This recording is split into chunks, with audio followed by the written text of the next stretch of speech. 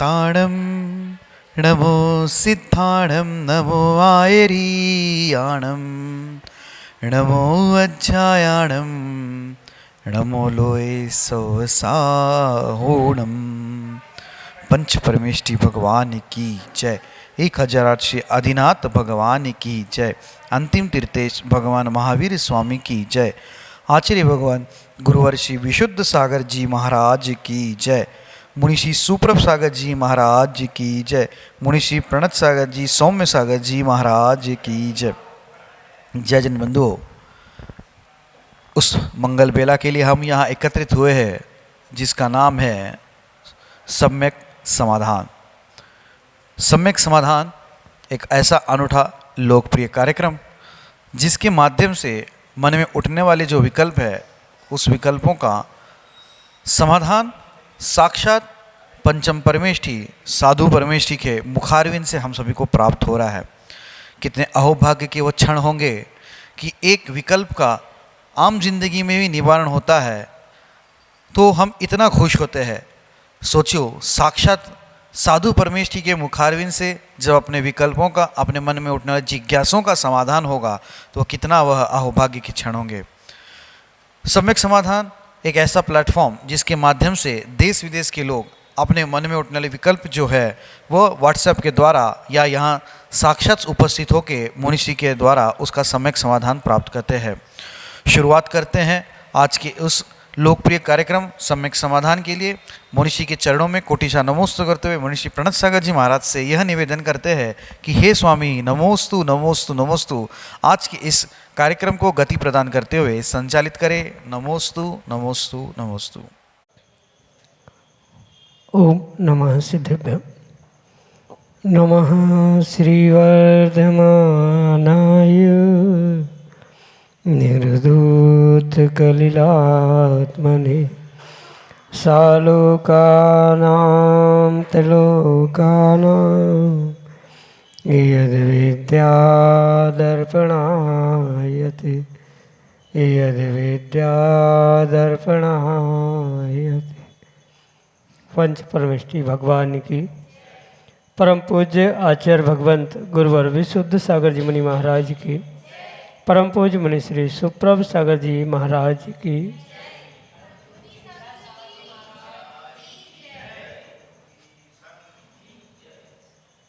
संसारी जीवों के मन में अनेकानेक विकल्प प्रतिपल उठते रहते हैं और उन विकल्पों का ही परिणाम है कि हम अनंत संसार को प्राप्त करते हैं। अनंत सुख को प्राप्त करना है तो अपने ही मन के विकल्पों को समीचीनता प्रदान करने की आवश्यकता है। और यदि हमारे पुण्योदय से वह समीचीन विकल्प का सम्यक समाधान किसी निर्ग्रंथ गुरु से प्राप्त हो जाए तो निश्चित ही वह हमारे कल्याण का मार्ग खोल देता है। ऐसे आत्मकल्याण की प्राप्ति का वह एकमात्र कार्यकारी उपाय समीचीन विकल्पों का सम्यक समाधान, जो कि हम सभी प्रतिदिन परम पूज्य मुनि श्री सुप्रभ सागर जी महाराज के मुखारविंद से प्राप्त कर रहे हैं। प्रारंभ करते हैं आज का सम्यक समाधान। और आज के पहले विकल्प के लिए गुरसराय उत्तर प्रदेश से श्रीमती बबीता सिंह महाराज जी के श्री चरणों में बारंबार नमोस्तु निवेदित करते हुए अपना समीचीन विकल्प रख रहे हैं कि महाराज जी, हम अचानक यात्रा में किसी मुनि संघ या आरिका संघ के दर्शन करने पहुंचते हैं और उसी समय आहारचर्या में शामिल हो जाएं, जबकि हमारा कोई भी द्रव्य आहार में नहीं चला, मगर श्रद्धा से हमने आहार दे रहे हैं तो उसमें हमें कुछ पुण्य मिलेगा या नहीं, क्योंकि हमारे भाव तो विशुद्ध हैं। हमारे समीचीन विकल्प का सम्यक समाधान करने की अनुकंपा करें। नमोस्तु महाराज जी, नमोस्तु। ओम नमः सिद्धम। परम पूज्य आचार्य भगवान गुरुवर विशुद्ध सागर जी महाराज की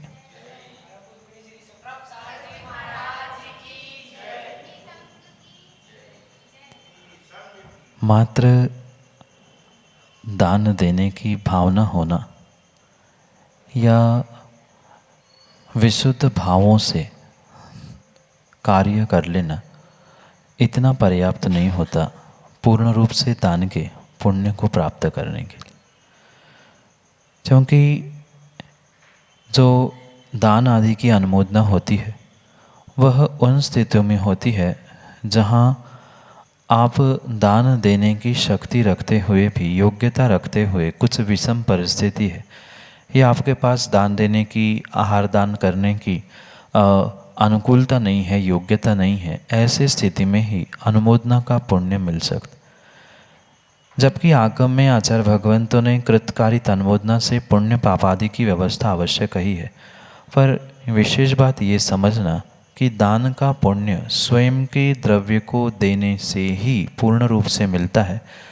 दूसरे के घर में या दूसरे किसी के स्थान में जाकर मात्र उनकी ही सामग्री उठाकर चला लेना, उससे आपको दान का पुण्य नहीं मिलेगा, कथनचित अनुमोदना का पुण्य मिलेगा।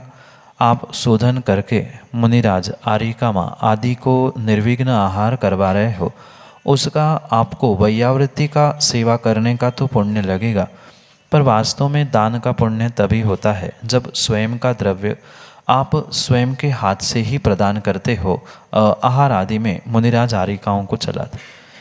जैसे कि आपने परिस्थिति बताई, कहीं यात्रा करते समय कहीं अचानक पहुंचने से कोई मुनिराज, कोई माताजी आपको अगर मिलती है तो वहाँ पर आप विशुद्ध वस्त्रों के साथ अपने द्रव्य, वस्त्र आदि सबकी शुद्धि के साथ जो वहाँ पहुँच रहे हैं और वहाँ उस आहारचर्या में समाविष्ट होते हुए जो उत्कृष्ट कार्य कर रहे हैं, उससे पाप तो बिल्कुल लगने वाला नहीं है, पर पुण्य भी लगेगा तो कुछ कम ही लगेगा। साक्षात स्वयं अपने द्रव्य को अपने ही हाथों से देने का, दान देने का जो पुण्य मिलने वाला था, उतना पुण्य अवश्य ही वहाँ नहीं लगता।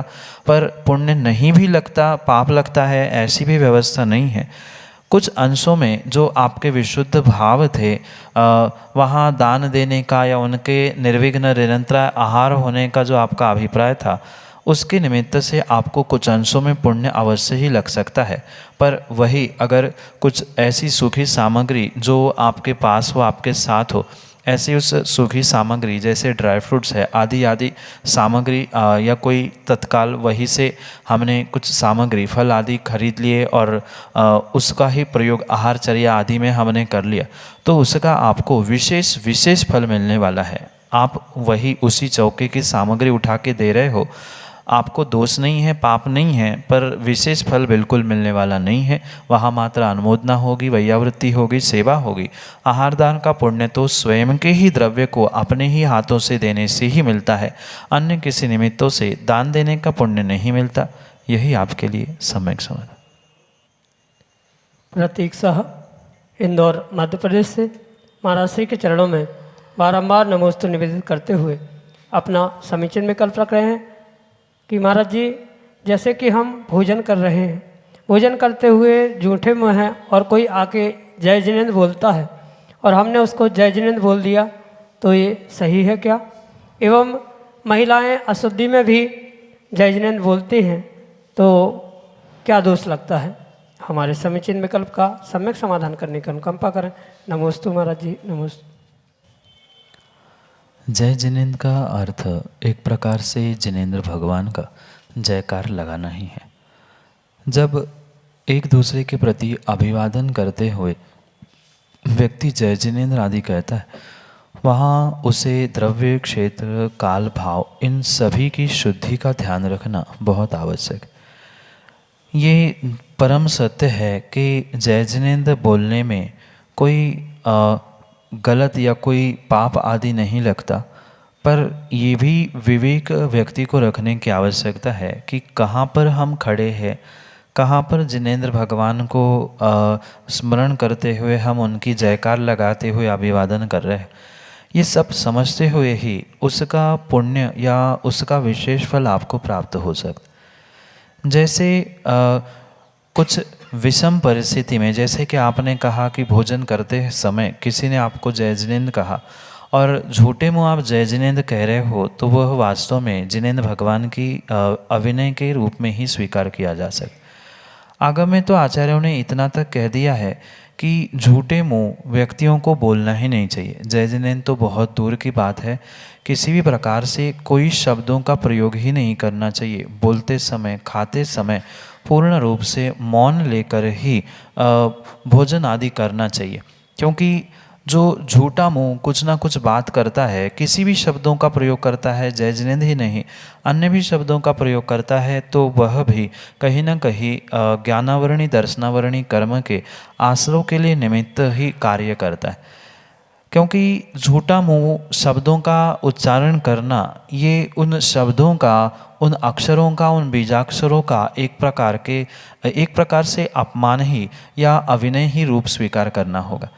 क्योंकि एक एक अक्षर, एक एक शब्द, एक एक बीजाक्षर मंत्र के भांति आगम में आचार्य भगवंतों ने स्वीकार किए हैं, और इन बीजाक्षरों का, इन मंत्रों का विपरीत रूप से या विपरीत स्थिति में झूठे मुंह आदि या अशुद्धि के समय में किसी भी प्रकार का उच्चारण किया जा रहा है, तो उसके निमित्त से उस शब्दों का, उन बीजाक्षरों का, उन मंत्रों का अविनय के रूप में आपको अवश्य ही पाप लगेगा ही लगेगा।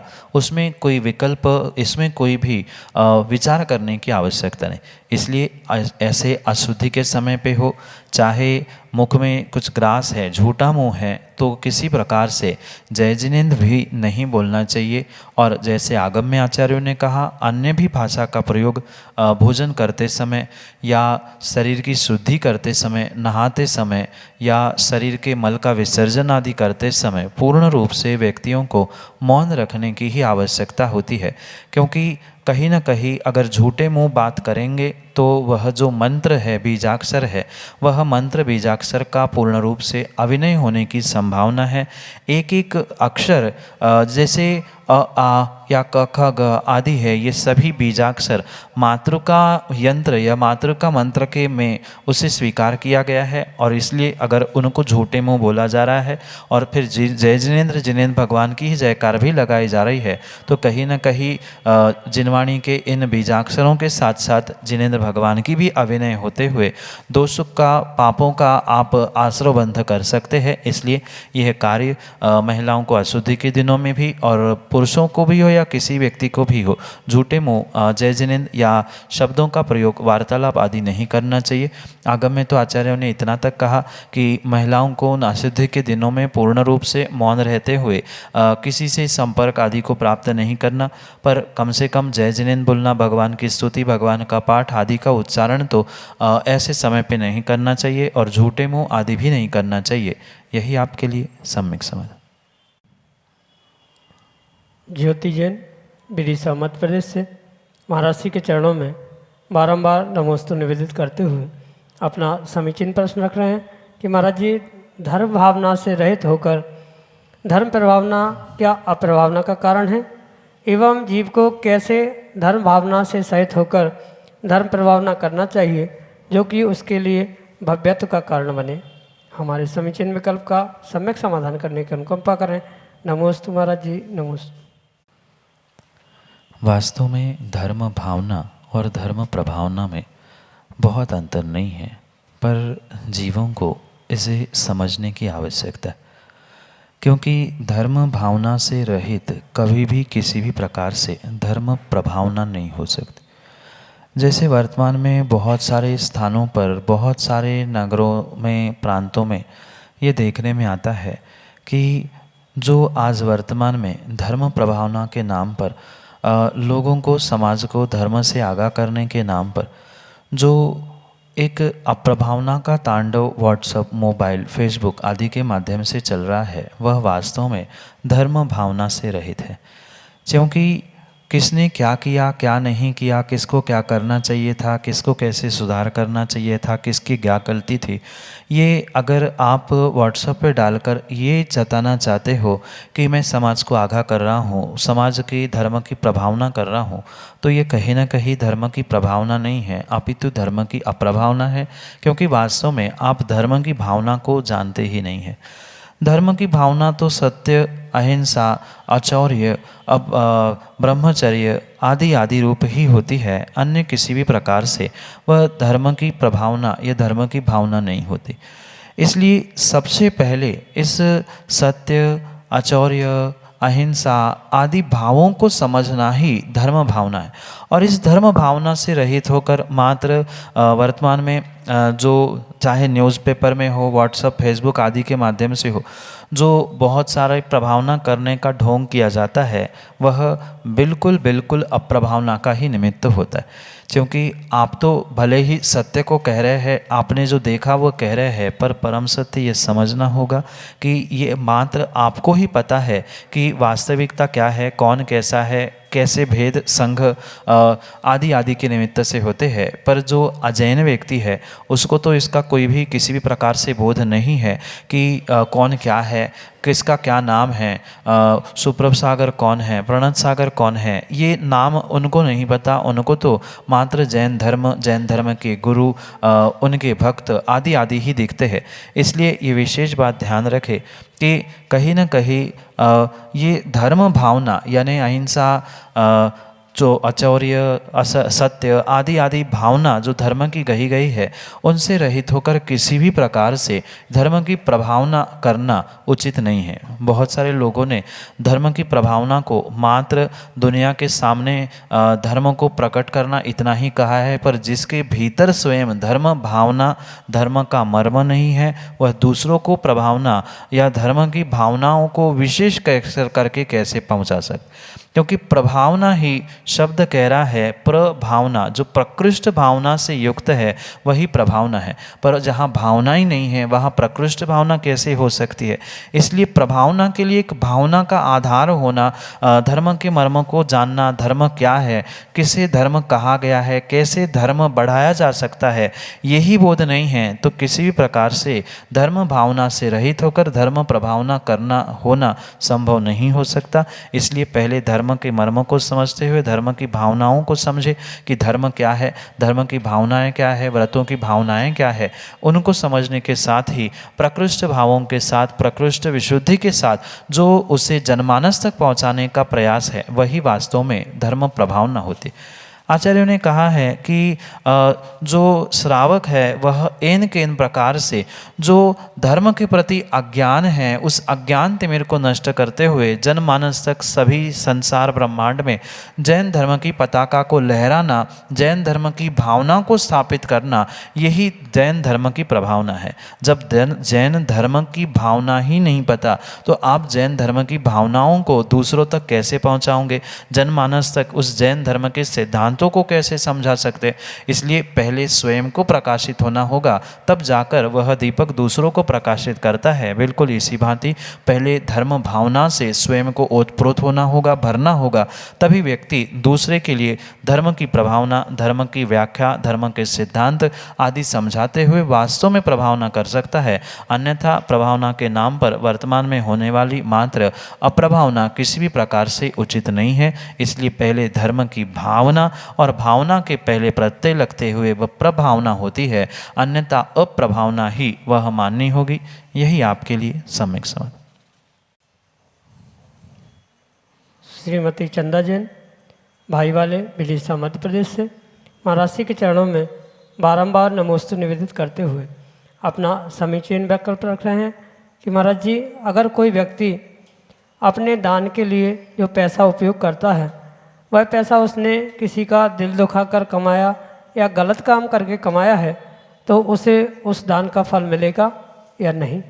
हमारे समीचीन विकल्प का सम्यक समाधान करने की अनुकंपा करें। नमोस्तु महाराज। व्यक्ति को अपने प्रत्येक कार्यों का फल अवश्य ही मिलता है, पर उसे अपने कार्यों का फल किस प्रकार से मिल रहा है, कैसे मिल रहा है, ये समझने की आवश्यकता है। क्योंकि जो वह मन वचन काय से करता है उसका उसे पूर्ण रूप से फल मिलता ही मिलता है। पर आगम में ये बात भी स्पष्ट रूप से कही है, कुछ फल स्वमुख से मिलते हैं, कुछ परमुख से मिलते। कहीं उन कर्मों का परस्पर में संक्रमण होता है, कभी उसके फलों में बदलाव भी होते हुए देखने में आता है। इसलिए इन सभी बातों को समझते हुए दान के विषय में भी हमें समझने की आवश्यकता है। दान देने का फल तो सभी व्यक्ति को मिलेगा, पर किस प्रकार से मिलेगा, पुण्य रूप मिलेगा कि पाप रूप मिलेगा, ये सब कुछ उनके भाव, उन्होंने किस प्रकार से वह धन अर्जित किया था आदि आदि के रूप में मिल सकता है।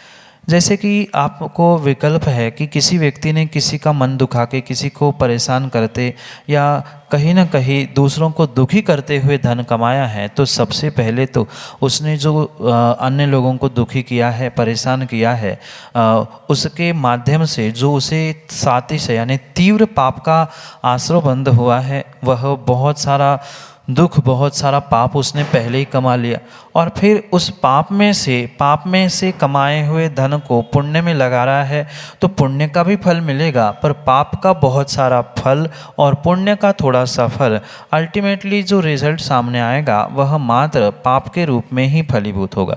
क्योंकि दूसरों को दुख देते समय जो माना कि 100-200 रुपये का घाटा पाप रूपी प्राप्त कर लिया है, तो दान देते हुए, ऐसे द्रव्य का दान देते हुए या ऐसे द्रव्य से, ऐसे क्रियाओं से प्राप्त किए उन द्रव्यों का दान देते हुए पुण्य भी मिलेगा, पर वह 5, 10, 20, 25 रुपये तक ही मिलेगा। इसलिए कहीं ना कहीं वहाँ शक्त्यांश पाप के अधिक होने से जीव को नियम से वहाँ घाटा ही लगेगा।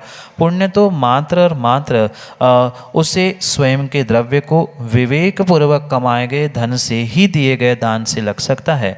अन्य दूसरों को दुख देने से, दूसरों को दिखाने के लिए बहुत सारे लोग यही सोचते हैं, यही समझते हैं, और वर्तमान में भी ऐसा कई सारे स्थानों में देखने में आ रहा है कि भले ही 2 नंबर से आप कमाई कर लो, पर जो कमाई करोगे उसमें से इतने परसेंटेज, इतना दान अगर दे दोगे तो वह आपका पैसा, आपका धन बिल्कुल पूर्ण रूप से शुद्ध हो जाएगा, आपको पुण्य मिल जाएगा। ये परिकल्पना, ये व्याख्या है आगम के विपरीत होने से इसे पूर्ण रूप से यही समझना, जो जैसा करता है उसको वैसा फल मिलेगा। दुख देने के निमित्त से जो बहुत सारा पाप मिला था, उसके बदले में थोड़ा सा पुण्य करने से कभी भी फलीभूत वह पुण्य रूप होने वाला नहीं है, वह भी पाप रूप था। और ये पुण्य भी उस पाप में समाविष्ट होते हुए कहीं ना कहीं वह भी जब उदय में आएगा, फल देगा, तो नियम से पाप रूप ही उदय में आएगा और पाप रूप ही फलीभूत होगा।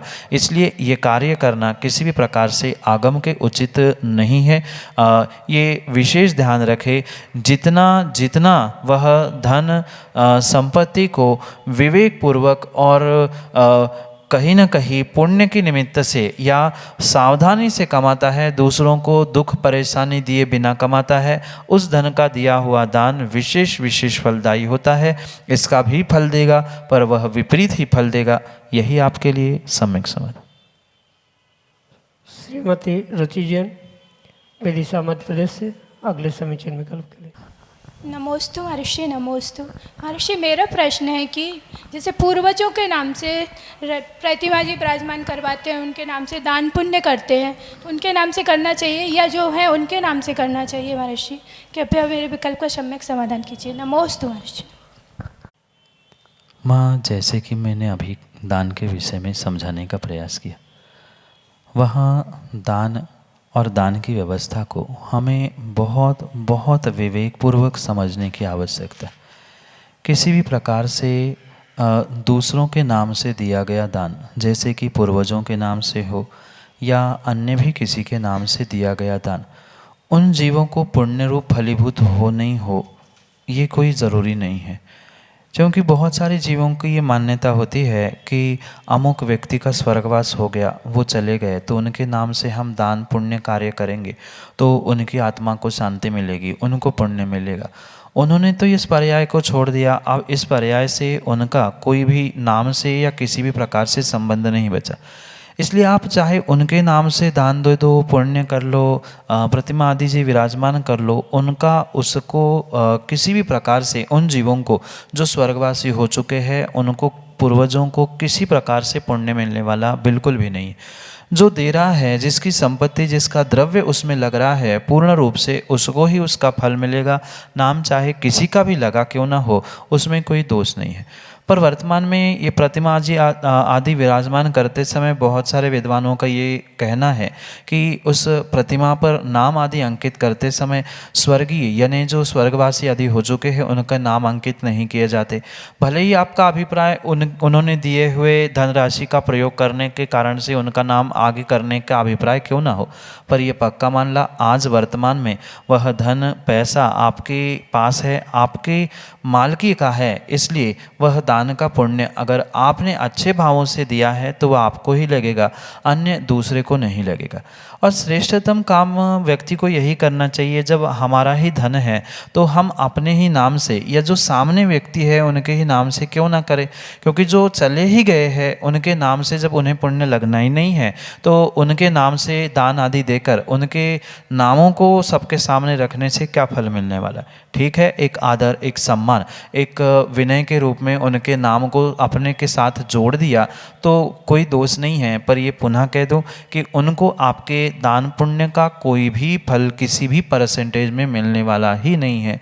तो जो सामने हैं उनके ही नामों से अगर हम दान देंगे तो वह आपके लिए भी और सामने वाले की भी कहीं ना कहीं कार्यकारी निमित्त बन सकता है। आने वाले समय में उसके निमित्त से उस व्यक्ति को जो सामने है उसके नाम से दिया है तो वह भी आने वाले समय में उस कार्य से प्रेरणा लेकर कहीं ना कहीं वो भी आगे दान में प्रवृत्त होगा, या उसके आने वाली पीढ़ी भी उसे देखते हुए दान में प्रवृत्त हो सकती है। इसलिए प्रयास तो यही करना चाहिए कि जो सामने वाला व्यक्ति है या जो घर परिवार में मौजूद है उनके ही निमित्त से दान दे, पर अगर पूर्वजों के नाम से दिया है तो उसमें दोष नहीं है, उसमें पाप भी नहीं है।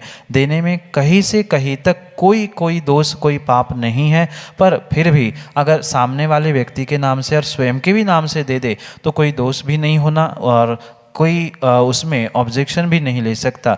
इसलिए श्रेष्ठतम कार्य अपने स्वयं के नाम से, स्वयं के नहीं तो सामने जो है उनके नाम से, और वो भी नहीं तो हम किसी के भी नाम से दे, द्रव्य आपका लगा है तो पुण्य भी पूर्ण रूप से आपको ही लगेगा। इसलिए ये विकल्प छोड़कर भावों की विशुद्धि के साथ नाम किसी का भी हो पुण्य आपको ही लगना है, तो बिना नाम के भी दान दोगे तो भी आपको पुण्य लगना है। सो नाम का विकल्प छोड़ते हुए आप तो शुद्ध भावों के साथ विशुद्ध परिणामों के साथ दान देने का प्रयास करें, यही आपके लिए सम्यक समाधान। जय जन बंधु, हम सभी लाभ ले रहे थे लोकप्रिय कार्यक्रम सम्यक समाधान का। प्रतिदिन यह कार्यक्रम 5:13 पे यूट्यूब चैनल सुप्रभ उवाच के माध्यम से प्रसारित होता है। मुनिषी का नाम सुप्रभ सागर जी, उससे सुप्रभ, और वाणी का पर्यायवाची नाम उवाच, सुप्रभ उवाच यह यूट्यूब चैनल का नाम है। आप यूट्यूब चैनल के माध्यम से यह कार्यक्रम प्रतिदिन 5:13 पे देख सकते हैं। प्रतिदिन ठीक 4 बजे आदिनाथ टीवी चैनल पे भी यह कार्यक्रम का प्रसारण होता है। याद रहे, आदिनाथ टीवी चैनल एक नया टीवी चैनल लॉन्च हुआ है, उसके माध्यम से भी ठीक दोपहर को 4 बजे इस कार्यक्रम का प्रसारण होता है। आप सभी लोग घर बैठे टीवी के माध्यम से भी सम्यक समाधान का लाभ ले सकते हैं। प्रतिदिन शाम को 7:40 पे मुनिषी के प्रवचन जिनवाणी टीवी के माध्यम से प्रसारित होते हैं। आप सभी लोग जिनवाणी टीवी के माध्यम से घर बैठे मुनिषी के प्रवचन का लाभ लेते हुए सुक्ति मुक्तावली इस ग्रंथ का स्वाध्याय भी कर सकते हैं। प्रतिदिन 2:30 पे आदिनाथ टीवी चैनल के माध्यम से भी मुनिषी के प्रवचन प्रसारित होते हैं। आप सभी लोग घर बैठे टीवी के माध्यम से, आदिनाथ टीवी चैनल के माध्यम से मुनिषी के प्रवचन का लाभ ले सकते हैं। अगर आप इस कार्यक्रम से जुड़ना चाहते हो और कार्यक्रम के माध्यम से अपने विकल्पों का सम्यक समाधान प्राप्त करना चाहते हो तो नीचे पट्टी पे, स्क्रॉल पे या डिस्प्ले पे हमारे नंबर चल रहे हैं, उसके माध्यम से आप हम तक संपर्क करते हुए अपने विकल्प भेज सकते हैं। आपकी सुविधा के लिए मैं नंबर दोहराता हूँ, 8707548811। यह व्हाट्सएप का नंबर है। इस व्हाट्सएप के नंबर पे अपना विकल्प आप व्हाट्सएप कर सकते हैं और उस विकल्पों को एकत्रित करके मुनिषी तक पहुँचाते हुए उस विकल्पों का सम्यक समाधान हम सभी लोग प्राप्त कर सकते हैं। आज के लिए इतना ही। मुनिषी के चरणों में कोटिशा नमोस्तु करते हुए आज के सम्यक समाधान कार्यक्रम को यहीं पे विराम देते हैं। नमोस्तु नमोस्तु नमोस्तु। नमो